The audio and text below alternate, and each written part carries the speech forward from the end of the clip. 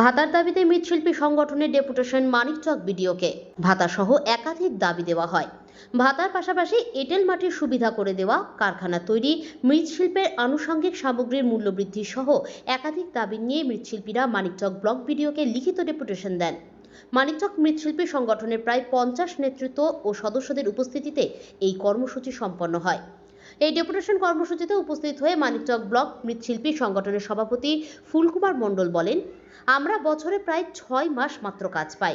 6 মাস কর্মহীন থাকায় সংসার চালাতে হিমশিম অবস্থা হয় আমাদের।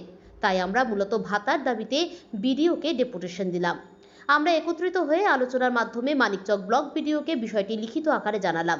আমরা গত বছরও বিডিওকে লিখিত আকারে জানিয়েছি। আমরা এই সংগঠনের প্রায় 150 জন সদস্য রয়েছি।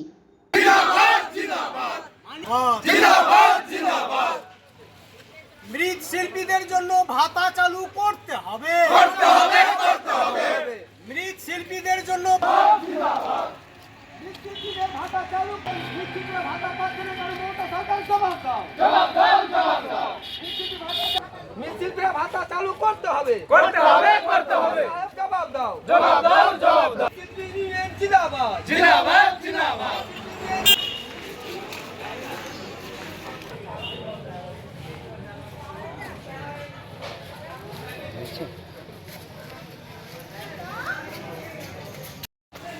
বিক্ষোভ সমাবেশ করেছি, বিডিও সাহেবকে এর আগে লিখিতভাবে জানিয়েছি।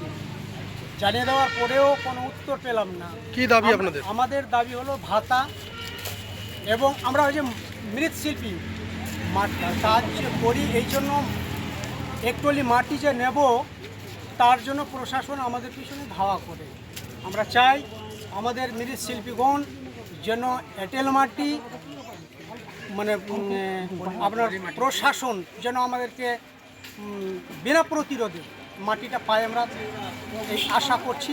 আর বিডিও সাহেবের কাছে আমরা এখন এই মুহূর্তে যাচ্ছি। আমরা দাবি করব যে আমাদের ভাতা যেন চালু হোক। এই আন্দোলনের ভিতর থেকে আমাদের মাননীয় মুখ্যমন্ত্রীর কাছে এই সংবাদটা যেন পৌঁছাক, আমরা যেন ভাতা পাই। আমাদের মৃৎশিল্পী কত কষ্টের জীবন যায়, যারাই মৃৎশিল্পী আছে তারাই অনুভব করতে পারে, অন্য কেউ করতে পারে না।